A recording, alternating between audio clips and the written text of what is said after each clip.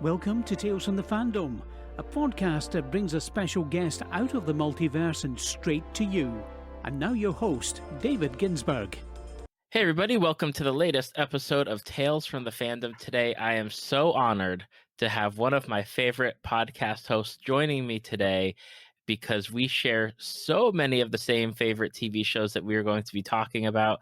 I have Melissa from the Moms and Murder podcast joining me today. How are you doing today? Hi, David. I'm so great. Wow, that's like the best intro of all time. And I plan on just splicing that up and recording it and listening to it on a daily rotation, to be honest with you. That was awesome. Thank you. You know, it is known for some people that listen, like I can't really listen to like true crime podcasts. Sure. However, the Moms and Murder group on the Facebook page is like my life of when I need to go somewhere fun or happy or anything at all. It's like I'm going to this true crime Facebook group page for the fun stuff. It's really kind of backwards, and I don't even know how that happened, but we always say it's like 90% like memes and GIFs and like 4% murder and barely 1% about the podcast. I'm pretty sure people don't even know we have a podcast in that group. So it is a lot of fun. And I remember because we had become friends on Twitter first right. through our love for 90 Day Fiancé.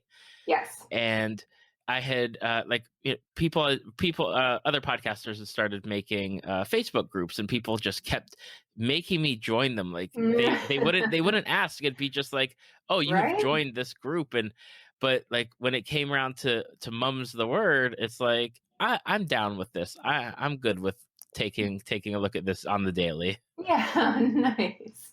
Yeah, it's a good group. It's so much fun and way different than what I thought it would be, but in like all a good way.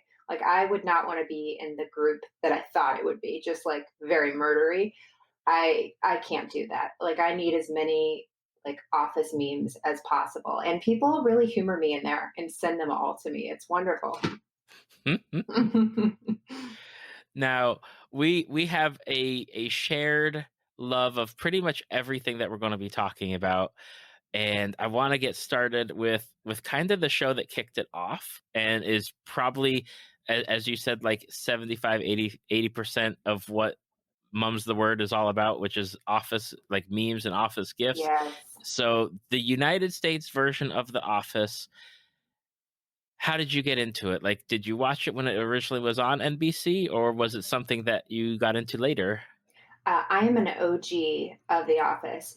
And whenever it came out, it was one of those, I saw the commercials and I told my husband, who was, I think, my boyfriend at the time, was like, oh, we have to check this show out. And so from the very first episode, I've loved it and been super obsessed with it in a way that makes me uncomfortable sometimes. But I just definitely makes other people uncomfortable. It's just so fun. And it has been since day one. I've just loved it.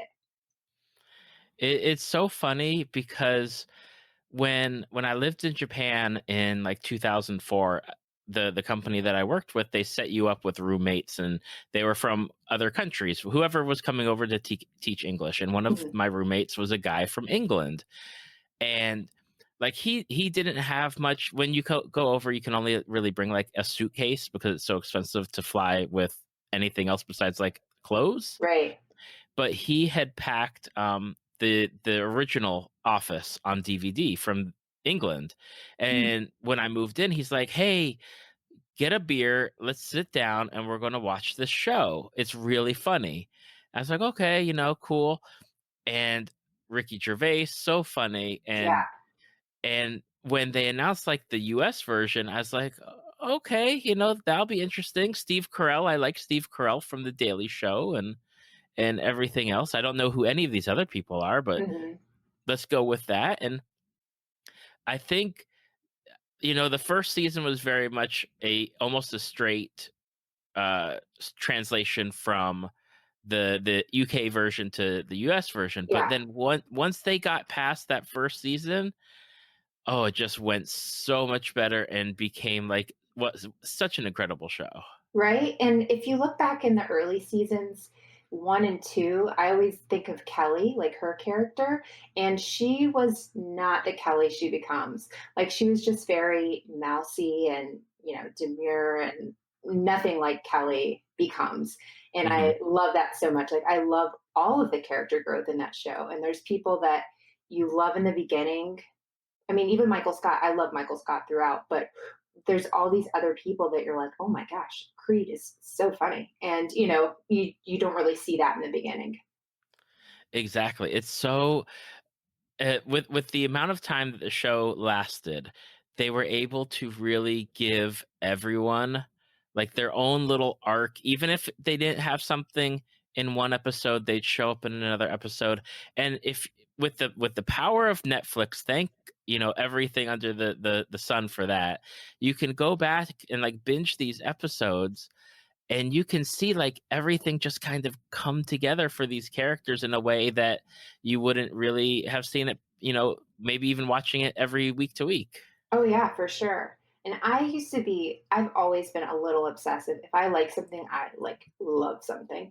And when The Office was first out, it was back when MySpace was on, which is making me feel really old right now. But I remember Jenna Fisher, who played Pam, she would keep a blog on MySpace. And sometimes she would like type it up while they were at their computers, filming. And she would just write about what was happening that day and stuff. And it was such a cool, like, inside scooped what was going on. I never made it into her top 8 friends, which was really difficult for me. But like I think BJ Novak messaged me back one time. Actually, I'm sure of it because I definitely would not forget that. It was something stupid I said and he was just polite to try and like keep me from stalking him or something. But that was just such a like I like it's like Seinfeld to me, even with The Office. Like even if The Office was moved just a few years forward to where we have now, I just like to think of how things could be slightly different. It's not so far off. But we've got, Snapchat. I think of Kelly with like Snapchat or something. Like that would just be so fun to see her, really blossoming with that kind of stuff. I go off on tangents, David. I'm so sorry. This is just what you've This what is you what this is all what we do here. good. Yeah. The one thing that I do know is because I did a rewatch of The Office earlier this year, and I think the one thing now is that there are definitely moments in this show where it's looking at it from the 2018 lens of, wow, that's like a little bit cringy. Like Oh sometimes there yeah. is just like, I know you played it for the laughs, and I probably did laugh at it like when it aired or the first time I rewatched it, but now it's like, not that good. Oh, there's a whole thing with Kevin and Holly. Do you know what I'm talking about? When Holly thinks he's delayed, and Mhm. that whole conversation where I'm like, oh no, like you shouldn't have said it then either. But I see what you're saying. Like now it's like, okay, yeah, no, we don't talk like that. Um, but yeah, no, there are some cringy things, and that's so hard because you have to be able to I still enjoy the show, but I like you can remove yourself from some of it. Like, I don't know how to say that. Oh gosh, you might have to edit me because I say crazy things, David. That's But okay. does that make sense what I'm trying to kind of say? In a weird way. Like there are some cringy things that I think are just cringy. And part of the uncomfortableness of The Office is what I love. Scott's Tots, which I cannot watch that episode anymore. It's so cringy. It's painful for me. But you just can't even imagine somebody doing that to a group of people trying to graduate and go to college. But part of that cringiness, like that kind of cringiness, I love. Not like Yeah, negative cringiness. There's a difference. exactly. There's totally a difference. Um, yeah, The Office, man. Who is and it's hard, but who's your favorite character on the show? Um, so I feel like it's a cop out to say Michael Scott, but he is absolutely one of my favorites. I also love Creed and Kelly and Ryan, and they're also terrible in their own ways. Oh, and Erin. I love Erin. She was such a great addition. Um, And I remember reading, and I literally tell this to everyone I know. So if I've already told you this, just ignore me. But she was only supposed to go on for like 2 episodes. And then they ended up making her, she ended up being a main cast member. But she's Hmm. just so delightful. And I love her, of course, on Kimmy Schmidt, but she was so delightful on there and just such a great addition. And what is the one line she has about taking pictures with a disposable camera? And then throwing it in Yeah. the trash. I don't really get the point of it. You just throw it in the trash, but that's okay. I didn't want to remember today anyway. Just love her whole affect with that. It's just, she's awesome. So yeah, those are probably my favorites. Yeah, I really liked when she was on the show. The one thing I didn't like, and I think with the transition at certain times with certain characters as they change the characters up to keep them fresh. I really liked her and Andy together, but then Right. I didn't like how Andy became who he became, and I was Ugh. like, yeah, I'm glad, but also please get as far away from Gabe as possible. Yeah. Oh my gosh. Gabe is another one I love. He has a line whenever he's in Tallahassee about them spilling something all over his brand new cords, and like they don't make those corduroys anymore. And I don't know Hmm. why it just cracks me up all the time. And I like to call my husband Gabriel Susan Lewis. Just it's just such a good name. Just there's really no character I don't like except Pam. Is that Wait, controversial? wait, what? What? Okay, yeah, that's a hot take right there. Please tell us why you do not like Pam. So first of all, she's really not that funny. If you take her apart from other characters, I just don't think she's that funny. Um, and I think she strung Jim along. I can't even watch season 3 when he's with Karen. It upsets me so much. It's very difficult watching. Like I just worked through that to get to season 4. Um, I don't know. I mean, Michael said it best. She's like a wet blanket. I don't know. I just like have very adverse feelings towards her. Is that wrong? Is that terrible? It, She's it is it is not. you want to say yes, but you can't because I'm a guest. No, I disagree with people all the time, but I mean, I even had somebody on that we talked about Twilight with. So Oh, yeah. You don't want to hear my thoughts on that. But no, Pam is just not, I don't think she brings a lot. I feel like she whines a lot. She lies a lot. And she cheated on Roy and she cheated on Jim, right? And she almost cheated on Jim with the cameraman. There's a lot there. yeah, that was a bit at like that last season. There's like, are they just really trying to like? They know it's the last season. They're just going to do everything that they wanted to do. Right. Well, I was thinking, like, are you trying to ruin this for me? Because I've loved this show so much. If she cheats on him, I'm going to be devastated. So I liked them together, but I kind of thought Karen was a better match for him. And I don't really care who knows. Well, now all of my 50 listeners will know. People are going to come for me. I always tell people if you have any problems with my guests, please email talesfromthefandom@gmail.com. Oh, nice. You don't even put it on your guests. Oh no, I if I ever hear of anybody getting hated on because of being on my podcast, there's going to be problems. Oh, okay. I mean, if you hate somebody because they don't like Pam, well, then you're wrong. She's the worst. Do you have any favorite episodes that you like? Okay, so let's say if somebody was trying out The Office, which episodes would you direct them to say like this is a good representation of The Office? Like anything that kind of Yeah. sticks out. So my favorite episode of all time is the dinner party because obvious reasons, but I don't know if that's necessarily the best one for somebody to start with because it's not even in the office. Hmm. But I love Fun Run is well, they're not in the office either. That's a great one. Those episodes and what is it called when Stanley has a heart attack? Um, the fire. Well, I can't remember what that one's Oh called. yeah, yep, I remember that one. I I don't can't remember what it's remember. called Yeah. though. Oh man, I was just telling somebody about that one the other day. But that's like a two-part one when Dwight sets the office on fire, and then you have like the dummy. They do the CPR. That's easily one of the best, and the opening to that one is the absolute best of all time of any show. It's just my favorite. So yeah, that's probably my favorite one for somebody. Stress relief, that's what it's called. Stress relief is probably my go-to to watch. But cringeworthy would be Scott's Tots, 100%. I love every meme that I see that has Scott's Tots in it. I know I'm just going to laugh my head off because it's always so ridiculous. Oh my goodness. I have a previous guest and her fiance. They took a picture together, and he had a Scott's Tots shirt on. I was like, that is the greatest. It is. It is. I missed my mark. Halloween was yesterday. Am I allowed to say what day things were? Yeah, it's Okay. fine. So Halloween was yesterday, and I was going to be Prison Mike, but we live in Central Florida, and it's 1,000 degrees, and Prison Mike requires you to wear a suit, and so I decided against that. And so my brother-in-law and I did the whole Michael and Jim and Dwight going to Utica. We're going to burn Utica to the ground. But I just moved. So I met all my new neighbors with a mustache yesterday. But one person knew who I was. So that was really exciting.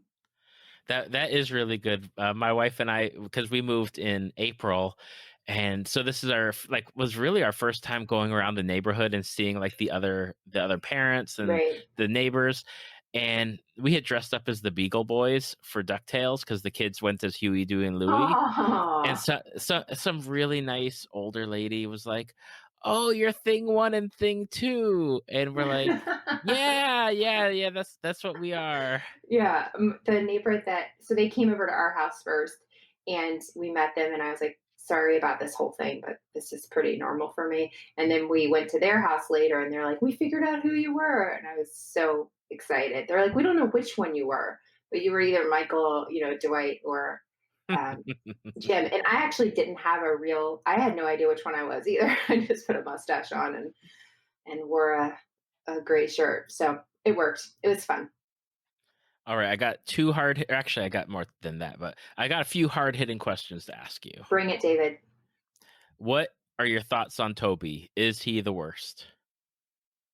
I love Toby. I love how much Michael hates Toby. And just, what is it whenever he's having that affair that one time and Toby comes in and, Pam is like directing everybody to do something and they're all like shooing him out because they know it will like make Michael spiral. Just all of that. I love the theory that Toby's a Scranton Strangler. That's a fun one. Have you been down that rabbit hole? Yes, I have. It's a good one because remember, he doesn't think that Scranton Strangler that he helped convict was the Scranton Strangler. Yep. Maybe it's because he was the Scranton Strangler. I mean, there's other theories too, but yeah, I love a good theory. I actually don't love that many theories, but that's a fun one. Okay, so going off from Toby, I need to know Dwight. What do you think about Dwight? Because Dwight is a very divisive character at times. He is so great and so funny on the show, but he's one of my favorites. But he's definitely not my favorite. But his character in the whole Beet Farm and Mose, I love Mose. That's just such a fun element and so like quirky and off the wall. I just love it, and he's got some pretty good lines that I enjoy. What's the one about women having weak arms? One of the few defects, one of the defects of their kind. I had it printed and it hasn't gotten to my house yet, but clearly I do love some Dwight quotes. I think of all of the characters on the show, I like Dwight the best as far as like a character arc goes, Right. because he goes through like his crazy phases, Mm-hmm. like, but at the same time, by the time the season finale or the series finale comes around, like you really like, there's just a lot where you're like, I really like Dwight. Like his relationships at the end are just Yeah. like it's just so wonderful. It is. And I'll give Pam this. His and Pam's relationship, they have a pretty fun relationship. Think back to like the injury, whenever he gets a concussion. And then at the end, and the finale with Dwight and Jim and Michael, it's too much for me to handle. I can't even talk about it without getting a little emotional. So this is a problem for me. I'm really invested, David. Me too. Yeah, I will say on my rewatch, like I skipped season 1 because it, me too. it's just a bit much to go through that first season. But then I forgot how it struggled after Michael left with the variety of like managers and like Robert California as like I just couldn't deal with it at times. I was really that's when they had those as like the main story. I Yeah, gravitated more towards like the B and C stories that were going on in the background rather than like focusing on that. Because after Michael left, there was like that void, and it just I don't know, it just didn't work for me at times. yeah, it's one that you have to like take it as something different. Like it's a different show in a way. I can appreciate it for what it is, but 4 through 7 are just my favorite things in the entire world, and I know way too much about those. Those are like constantly on repeat at my house, but they're just perfect. I just don't know of any other television that I like as much as those 3 seasons. Yeah, it's a good solid show. And what was crazy is then, we were kind of like wrapping up on The Office, and they started talking about like having some Office like spin-off. And it's Right. like, okay, whatever, cool, that neat. And that they're talking about having I think it's uh, Rashida, I can't Jones. remember Jones, Rashida Jones. And I was like, okay, they're gonna have Karen, which Hmm. weird, but all right. But then they changed it to different character. They did Parks and Rec, which I have to admit, I watched the first episode and I couldn't get into it, and I didn't watch it for years and years until last year. We Oh finally wow. sat down and watched it. Oh my goodness! Like I thought I loved The Office, Hmm. but Parks and Rec is just I, in its own league, I would say. Like, and I don't want to be like, oh, The Office isn't as good as Parks and Okay, Rec, that's but I think hurtful. Yeah. I think Parks and Rec does things. I think based on what they did on The Office, Parks and Rec did. They were able to learn from it and do something different and keep the show a little bit tighter. And they Right. also had a few, they had less seasons too. Yeah, and I think that did help. Like, as I'm glad The Office had those extra seasons, so whenever I'm watching my rewatch, I can appreciate some of those older ones. But I feel like if it maybe ended when Michael left, it could have been in the same, it wouldn't have felt like it went a minute long, too long. Like Parks and Rec, whenever it stopped, you're like, okay, yeah, that's a good stopping point. Although that last season was kind of weird, or was it the finale when they were like in the future? The You know, the finale. They jumped the a couple like 3 years into the future for the last season, right? and then at the series finale, they jumped multiple years into the future, like all over the place Yeah, for the different characters. that was a little weird. But one of my favorite comedians was a writer on there, Harris Whittles, and he died a couple years ago. But I love any episode. He's the one that he played one of the animal control guys. And Oh yeah, yeah, Harris.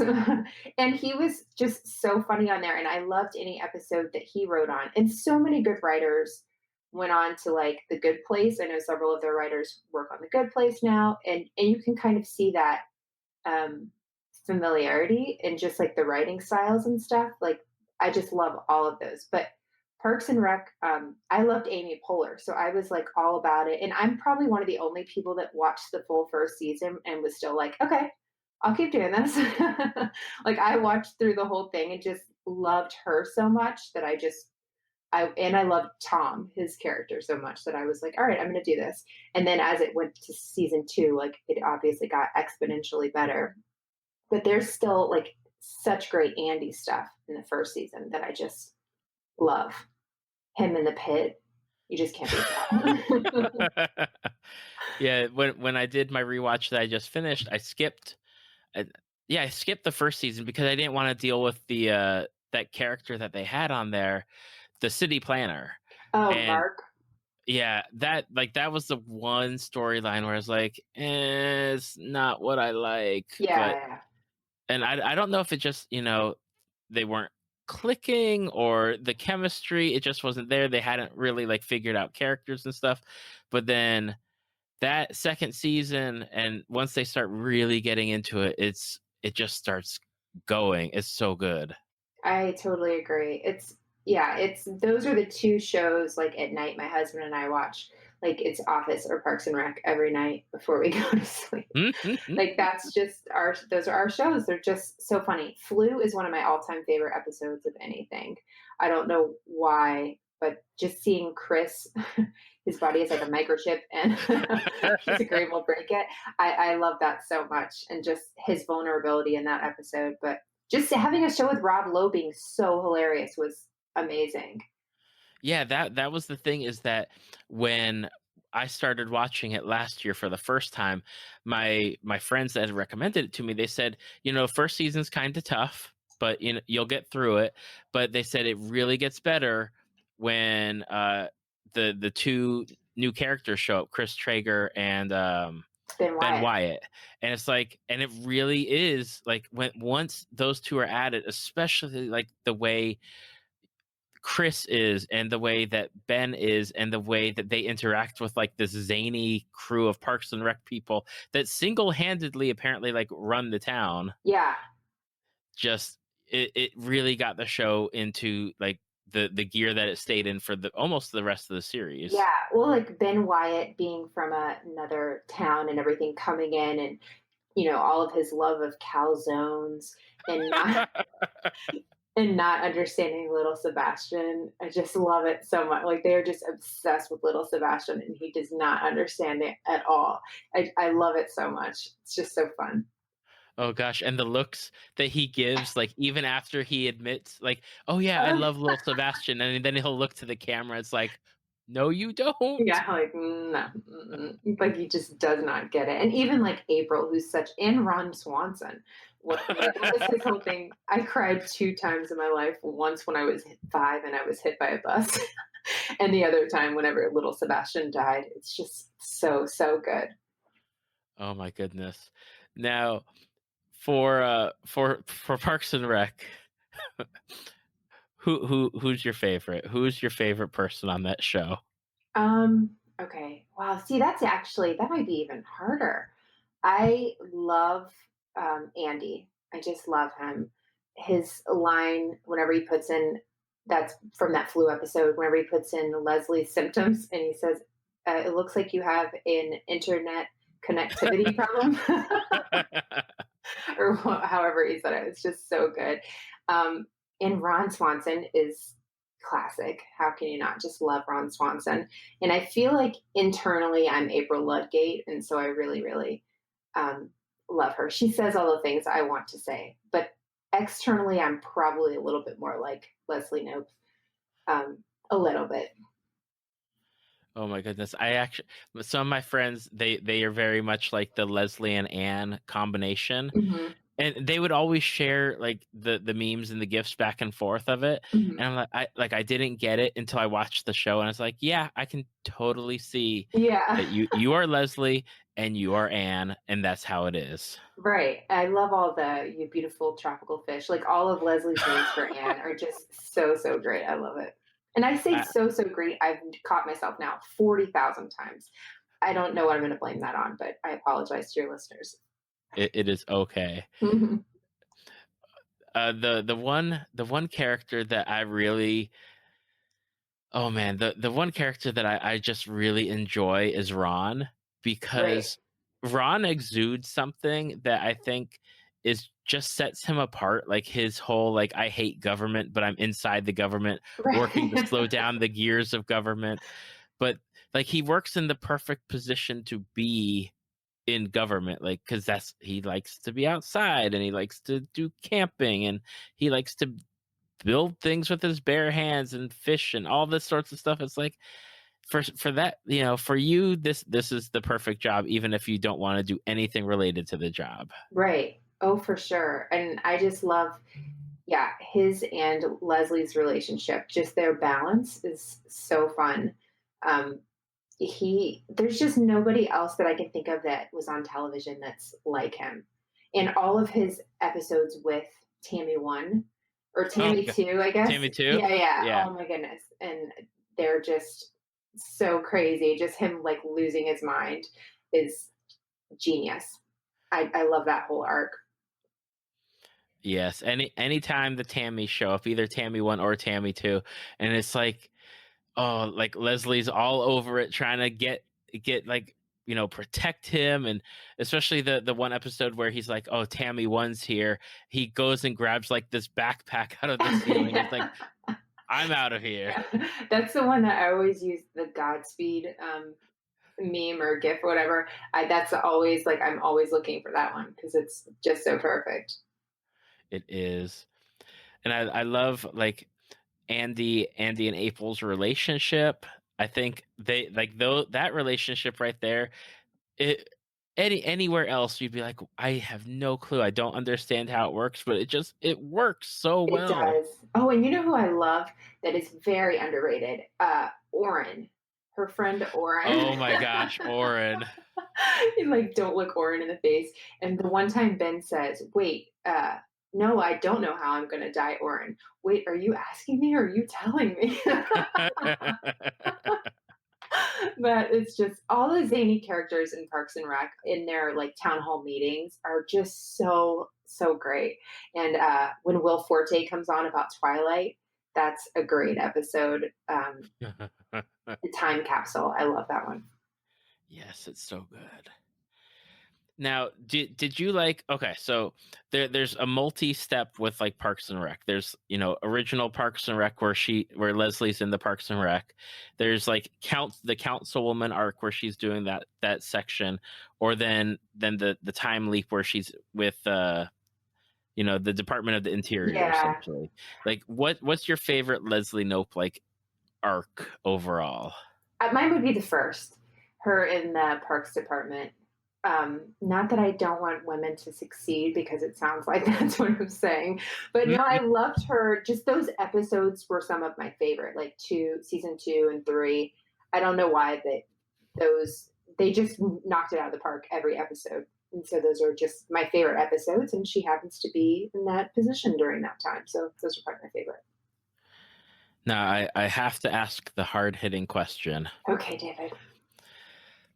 What are your thoughts on Jerry, Gary, Larry, Barry, Gergich? Jerry is such a great character.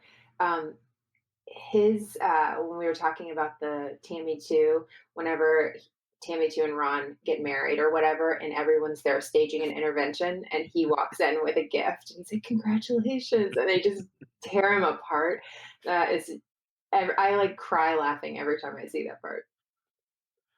Oh my goodness.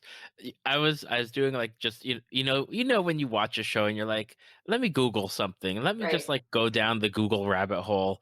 And I started looking up the actor that plays him, and I didn't realize that he had originally applied to be Ron Swanson. How weird would that have been? I mean, it could have worked. I just don't see it. Ron Swanson is and always will be Nick Offerman. It's just a perfect pairing. Yeah, and then they said that they gave him the role of Gary Jerry, and they said they didn't really know what they're gonna do, but they wanted him to be a part of the show and let him explore the Gary Jerry, and they they I think that even the writers had said that they hated having to like make so much fun of him, that they gave him like this perfect life outside of the Parks and Rec Oh, office. yeah, with his beautiful wife and family. That's so fu I didn't realize that's why they did that. That's absolutely hilarious. That's too funny. He like I love him, but at the same time I'm like, oh, there's just so much where I don't get it. And then like when Donna will watch him work and be like where he's like sealing the envelopes. And he's Oh. like, "Oh, I guess I did it wrong. I got to do it all over again." He's like a machine doing it. I love whenever I can't remember what episode it is, but I think they're going after a possum or something, and he hurts himself, and there's a whole, everyone's going after it, and he was actually eating a sandwich, and that's how he fell in the water, and just poor guy. I felt so terrible for him. And of course, fart attack. I shouldn't use that language. Fart attack is so good. That and it just it they I you know when shows like The Office and Parks and Rec do stuff like that, I like that they can still reference it episodes or Yes. seasons later. Like Mhm. Tom's like, no, we can't scare him because last time he did that the fart attack, and it's Right. like, oh yeah, they did that. I love Yes. ongoing jokes. It's so great. Oh my goodness. I love Ron Swanson's like pyramid of I can't remember, Greatness. like pyramid of greatness. Like I want that printed out, just like a small version, just so I can have it so I can take a look because it's really good. It is. I've zoomed in on it a few times. I can't remember anything that was on there right now, but it totally makes me laugh um, at all of them. It's very Ron Swanson. Just how to become great. It's perfect. Oh my goodness. Uh, so before we wrap up Parks and Rec, I have to ask about the last episode, which is the series finale. I actually did a poll on Twitter because they left it kind of ambiguous. Mhm. Leslie Knope and Ben Wyatt, which one of them became president of the United States, in your opinion? I totally think it was Leslie. She has the determination, the tenacity, the personality, perseverance, that everything is, I don't know. I think it was Leslie. Did I use enough adjectives? Yeah, that's what my six Twitter people that voted. I didn't Uh, see it, David. I totally would have voted. you know, when I'm on Twitter, like I'll post stuff, but there's a lot of things that I'm just like retweeting, Me too. and I know that it just gets sometimes things just get lost in there. But I try so hard to like to promote other people's stuff too, because I want more people to see like all this great stuff that's out there. Yeah, I know. Well, it's always interesting to me whenever I see somebody write, like, I'm new to podcasts, where should I start? And you're like, what? You're just starting? There's so much. I want to tell you about everything. So, yeah, I totally get that.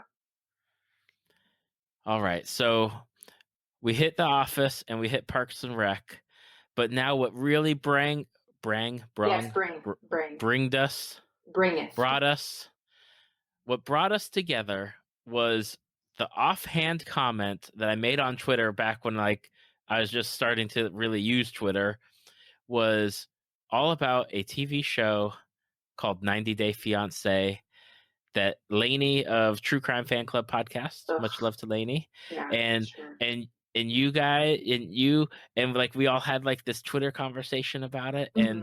and thus our friendship was born There thanks you to go. 90 Day Fiancé. And I don't think 90 Day Fiance can say a lot about bringing people together. So now they've got one. So no, and Lainey's great. I'm totally kidding. I'm kind of kidding, but yeah, no, 90 Day Fiance is one of those shows that my husband and I went away for our anniversary 2 years ago, maybe, and a friend of mine kept telling me to watch 90 Day Fiance, but like if you just hear the name, you're not really interested.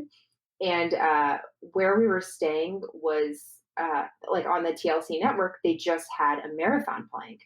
And Hmm. so instead of like going to the beach like any normal person would do, when they have a place at the beach, I watched like 9 hours of 90 Day Fiance.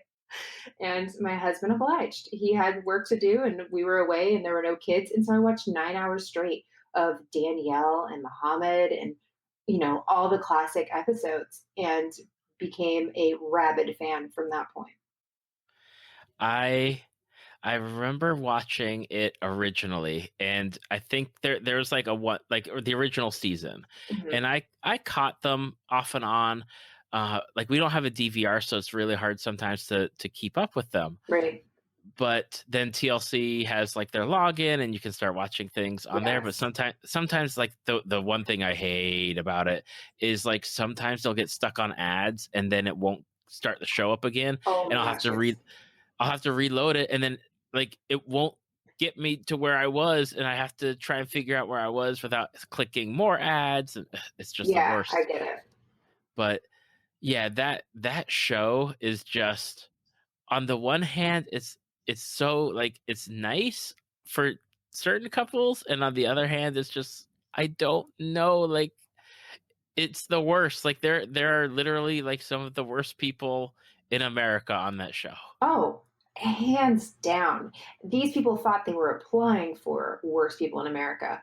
And I'm convinced of that, that somebody nominated them. They are just the worst people, maybe in the world. But there's just nothing about that show that I really don't like. It's just the worst Inhumans that come out in 90 days. And there's all these, now we have before the 90 days, we have happily ever after. And now what's the new one that's like 90 Day Fiance, but opposite? I don't even know what that one's called. It's Oh, I something don't like know. it's reversed basically 90 days, where instead of the premise of 90 Day Fiance being you are engaged to somebody from out of the country, they come here, you have 90 days to marry them. And this is like you go to their country and marry them and you live there. Oh, I had no clue because that sounds incredibly interesting. Right? It's super fascinating. And because we're obviously spoiled in this country. And so it's very different for somebody to go to some of these, you know, other countries in some cases. Because like you look at what was this last season? Hazel and what was his name? Tariq, the rapper, Yes. who Yeah. well, one of my favorite moments ever watching Hazel with just the most blank space, like stares at all time, looking at him rapping a song about bringing her to whatever state he lived in. It was terrible. But if you think of where going to where like Hazel lived, and she lived in a very impoverished area, it would be interesting to see an American move to that. You know, Hmm. yeah, that show's bonkers. It is. I feel bad because like I got behind on the before the 90 days, like the latest season, so I haven't caught up on that to see all the drama. And then the new 90 Day Fiance started, and I haven't really caught up with that either. I feel so behind. So Yeah. many stories that are going on that I have no clue about. Oh, David, this new season, there's not a likable person in it. And you know, normally in a season you have like Ala and Matt. I love them. Um, Hmm. and they're just like nice. And then what is the couple that live uh um oh gosh, I don't remember how to say her name. Kirliam and Alan. Oh yeah, yeah, yep. Lovely, so sweet. You know, you have like one of those that you're like, okay, well, at least these people are nice. This season, I cannot find one. And I'm even like, are these people getting a bad edit? Wait, no, that's not true. There is a girl whose or fiance is from Samoa. Oh, I'm not going to say that right because one of them always says it wrong. And now I don't know how to say it. They seem very likable, but really nobody else in the season does. But I love that. Like, I don't want to cheer for these people. I want to feel better about myself and my decisions by watching them make terrible decisions.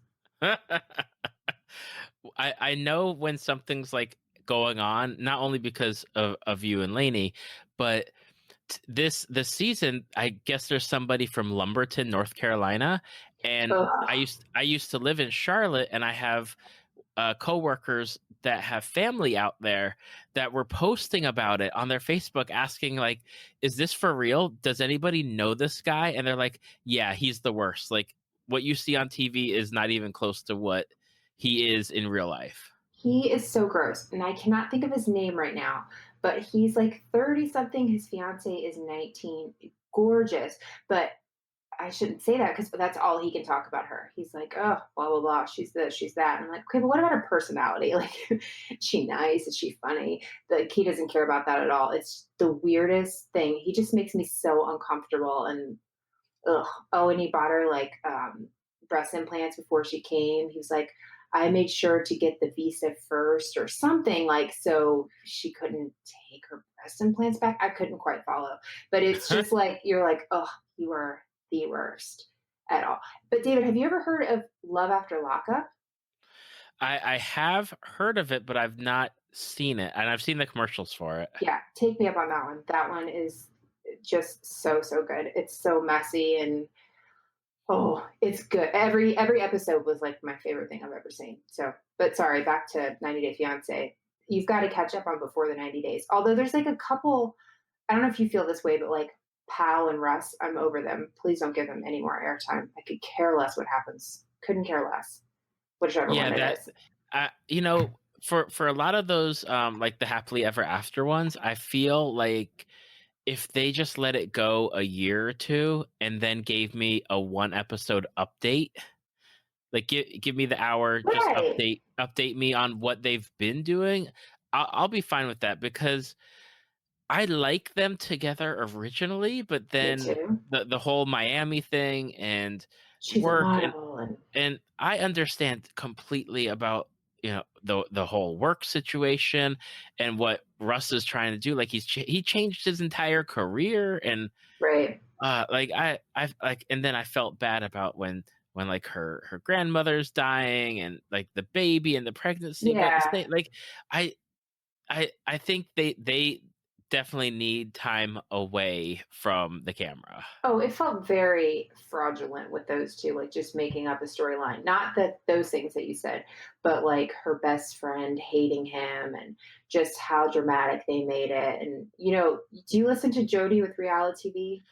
No, I have so many podcasts. I I'm so know. behind on Okay. all Well, of then them. it doesn't matter. I just promoted it. So she recaps all of those, and she hates them with like 1,000 fires.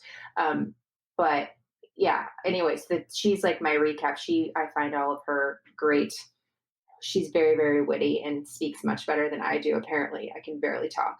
Um, but yeah, so I go to her for all of the reality stuff. But 90 Day Fiance is like her jam, and she is the best person to follow about it. I love it. Now, before we move on, because I want to talk about a few other reality stuff with you, Oh, I want to know like which couple is like your couple where and it's not like your favorite couple or the worst couple. It's like which couple gives you the most entertainment value? ooh, oh dang, David, this is hard. Okay, You I'll go say first, and I'll mine. think. I love the family Chantal. Oh yes, yes. And I don't understand it and I don't get it. And the way that it comes off as far as like the show is airing, but then you'll get like these Instagram pictures Mhm. of what's going on. Like things are recorded. I see what you guys are saying, and I know not all of it is made up, unless you are very good actors, which you are not. No, they are So not. And you so have, I go I ahead. don't know. But it's so much fun. Like that family is just ridiculous, but all over the place. Yeah, I mean, we still don't know how he's harvesting the American dollar, nor do we know what that actually means. We have no idea. Yeah, no, that family is amazing in the worst way. And I mean, I'm gonna say Nicole and Asin, and not so much for Asin, although he entertains me to no end, but for like Nicole and May and just watching her parenting style because there isn't one. And so I just feel infinitely better about myself. I really watch trash TV solely to feel better about myself because I could be like, well, at least I don't have, at least my kid had to take a 5 minute break from the iPad today. Poor May's like glued to it. But no, Nicole is just so delusional. And just watching her like mom and stepdad like talk to her and try and really get through to her. And it doesn't work. I'm over Danielle and Muhammad. I'll tell you that much. They've done Oh too yes, much. they please stay away from my show. Yeah. So besides 90 Day Fiance, what other reality shows would you recommend people check out? Like what shows are those go to shows for you? So I am newly obsessed with, well, I told you Love After Lockup is so good. I am newly obsessed with Bachelor in Paradise. I do not like The Bachelor, but Bachelor in Paradise is just like watching people make terrible decisions, but like in an I love you so much, I just met you, we have to be engaged. This just feels so right. In like 45 seconds, and you're like, oh my gosh, all these people are like stage five clingers. It's amazing. And just crying over everything, but looking hot in their bathing suits constantly, which just blows my mind. Like, I'm like, none of you want to eat bread while you're there. Just the entire time you're not going to eat bread. That one. And I love Vanderpump Rules. That is a new one my friend Brenny told me about, and I am obsessed with it. It is I don't even know, like I don't really like Lisa Vanderpump. I do watch all the Real Housewives and I do love those, but those people are train wrecks.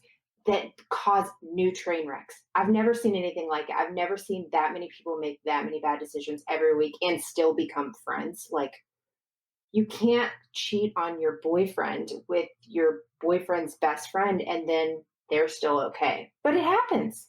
It really happens. And then they're all like not sure what happened the next day. It's a lot of bad decisions, and I just, drink some Diet Coke and eat some gummy bears and enjoy it.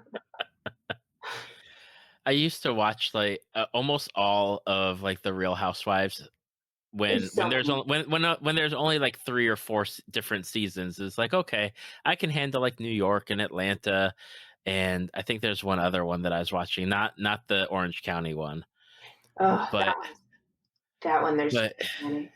yeah, it's like I can't do it. There's just so much, and I don't know. They know that they're recording, so obviously they're going to play up like whatever's going on, but But I don't know. again, I can watch them make messes of themselves, and they're just rich and have all this to their disposal, and they still make really poor decisions, thus making me feel good. It really is the key to really high self-esteem, I'm sure of it. Kidding. Oh my goodness. So on top of all of this, you still find time to have a podcast of your own Yeah. called Moms and Murder, Mhm. and you are one half of the dynamic duo that does this podcast. Yes. What is Moms and Murder? Tell me how you came up with doing a podcast. Like give me the info. So I am female, therefore I am obsessed with true crime. That's not entirely true, but women women seem to be more obsessed with it. That's like I've literally read studies whenever I very briefly read through internet articles that say less than 2-minute read, and I'll read them, and it says this. So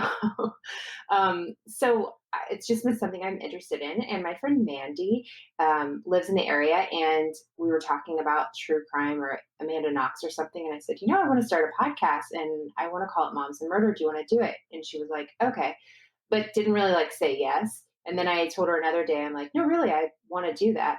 And do you want to join me? And she's like, okay, but at that point, she didn't listen to podcasts. So it was kind of cool her coming into it with no like concept of how it goes normally, if that makes sense. Like, she didn't have like, okay, here's the structure. And where I may have a little bit of an idea, but then I can work with her and we can make it our own thing. So very early on we realized like we are not going to be the most serious. It's literally not in my DNA. And so we try to do a lighter side of true crime, and we there's a lot of levity, never about the victims, of course, but maybe the situations, not the situations the victims find themselves in, but like the planning or the hitman that you only gave $20 and a Burger King coupon for. Like, that guy's not going to have your back. And so those are kind of, we try and talk about not murdery cases too. We did like an alien, not alien.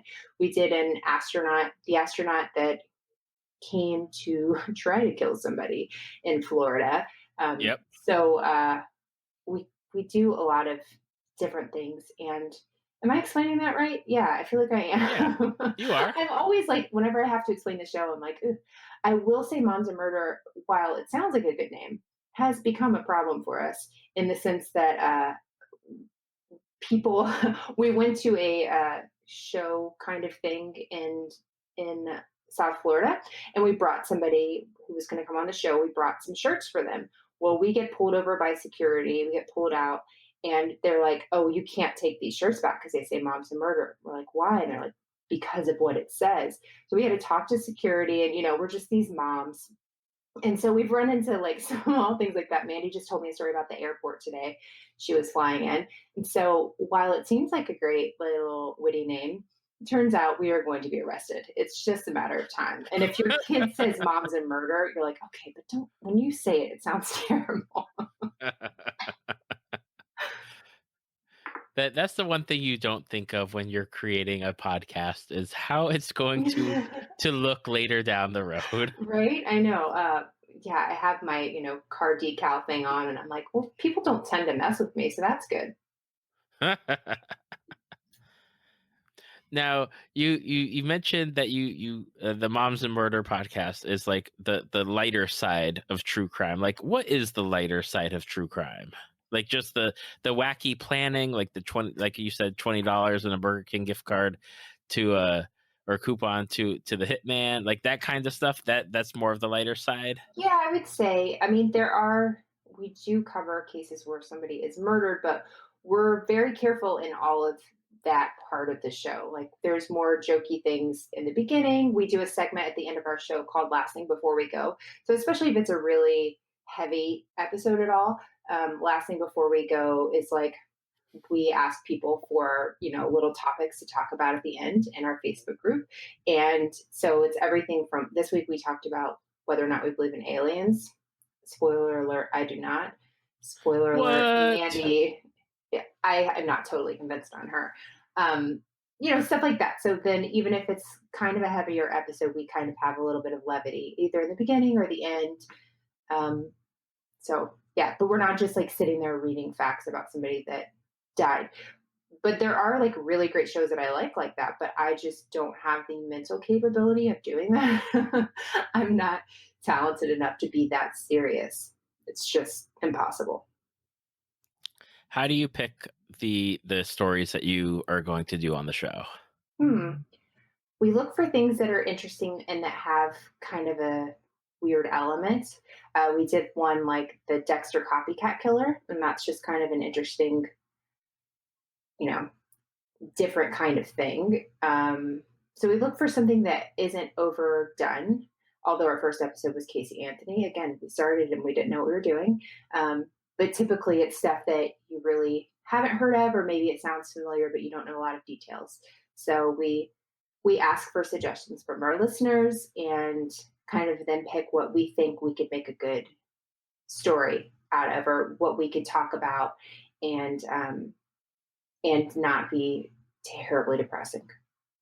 For people that like true crime, because I have several that listen to the podcast, is there like a specific episode that you would point to and be like, if you want to check us out and understand like what our podcast is all about, this is an episode that you should listen to? That is a good question, David. So I really enjoyed our last episode. It was different, but it was for Halloween. We talked about the Solder children. Um, there's a lot of theories what happened with that family. We typically do not, even though I've mentioned now Casey Anthony and this, there's no other episodes where we talk about children that have died. We just stay away from that. We have little ones and it's a little too hard. I really like, there's one called Secrets in Salt Lake. That was one I really enjoyed. Um, yeah, Secrets in Salt Lake was good, and the Bling Ring was a big one that we really liked, and that was all about the bling ring that like went into the homes of like Lindsay Lohan and Paris Hilton and stole their jewelry and stuff. So nobody died in that one. That's always a nice. We like the stories when no one died, so we try to do the zany and weird and sprinkle in as many non-murdery ones as we can. Even though your name is Moms and Murder. Again, didn't think this through. Need to get a logo where you have like the little mark above it, Moms and Sometimes Murder. The little tiny arrow. Yeah, that's perfect. You could have Cookie Monster represent you. There you go. We sometimes have cookies. Cookies are a sometimes food. Murder is a sometimes episode. See, there's no problem with that. I like how you think. When do you release? Is it weekly, bi-weekly? Yeah, it's every Tuesday, midnight Eastern Standard Time. And just out of curiosity, Weekly. because Sorry, that was weekly. Yeah, you said weekly. Oh, It's see? all good. Yeah. See, you got it. Mhm. Just out of curiosity, from my own curiosity, because I can say that word twice in a sentence apparently. What's the process of just getting the show together, as far as like research and like how much time goes into, like, you have picked what you want to do, like what's the back end as far as like the research and writing and everything else that goes into it? So Mandy is our heavy hitting research writer. We're moving more into outlines because I can't read script to save my life, and it just seems to flow better when we do more conversational. But she has always been our research and writing gal, and she does a great job.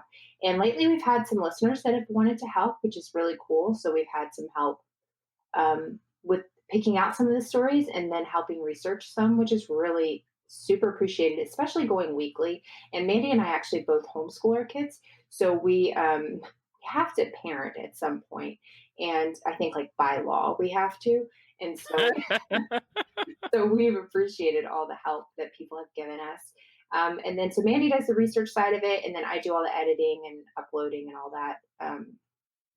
all of that stuff. So we work, it's a very good balance, I feel. I mean, I say that on my end, but I don't know if she feels the same way, but don't ask her. I don't need to know. I'm going to just assume. Okay, awesome. Um, and I guess like if people are interested in finding the show or you on social media, what are the best places to do so? Our website is momsandmurder.com. Should be Moms and Sometimes Murder at some point. We'll update that for you, David. But you can find us on Twitter at Moms and Murder. In our Facebook group, it's Mums the Word. We are not a parenting website, which we do get people that try to enter thinking they're entering an actual parenting site in Britain or something. We did not think that through either. Just a whole lot of not really thinking things through that we've done. Instagram, Moms and Murder. I think that's everything. Yeah, we're in all those places.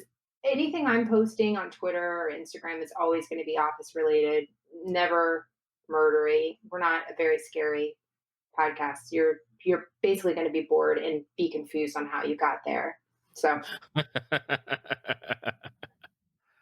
That's awesome. Now, I guess the last question I have is with true crime podcasts. Like there always seems to be, a lot of true crime podcasts out there. I guess there's no question. There's just a lot of true crime podcasts out there. I was trying to go somewhere with it and it just escaped me. No, there But are. There are. And we have good friends in them. Not Lainey, but there are some people we are friends with, through there. But it's been really cool. And, with podcasting, it's neat. And it's neat to meet people in other genres. I found that really interesting because it's not like we don't, exclusively hang with the true crime people. We're kind of everywhere. And I love it. I love learning about people's shows. I love learning about your show. And I'm super excited for our Facebook group, especially that know you in there, to know that we recorded. They'll be super excited. Maybe not to hear me, but probably to hear you. I doubt it. But the one thing that I always find amusing is because we're in a number of like podcast groups that are like, there's like the regulars of Right. the community. And one of the things I always found funny is the joke of, oh, I'm just going to turn like my podcast into a true crime podcast. And I even pitched it to a friend of mine. I said, I need to do like a true crime fandom podcast where I just script out like talking about murders on like from Star Trek, like who did it really, Yeah. like what's the evidence, and just do something just off the wall bonkers. But because it's like true crime, I'll be like getting the numbers. Immediately, It's like, 10,000 downloads. Just immediately. You walk in, you upload it, and 10,000 downloads automatically. just That's exactly how it works. Yes. But I will say that it has been a pleasure to have you on the podcast. And it's so funny that we live like, in the same city essentially. Yeah. And eventually, hopefully one day we'll meet up and hang out or something. And That'd be I don't great. know. Wouldn't it be fun if I just didn't say anything when you said that and just left you hanging? That would have been terrible. That would be so much fun. Thank you for having me on. I had the best time. These are all my favorite subjects. It's perfect. I am glad to accommodate you on these favorite subjects because I love them so much. Perfect. Thank you for listening to Tales from the Fandom. Subscribe to us on iTunes or your podcast app of choice. Follow us on Facebook at www.facebook.com/Tales from the Fandom to see photos, links, leave feedback, and check out upcoming guests. If you'd like to be a guest, email David at talesfromthefandom@gmail.com.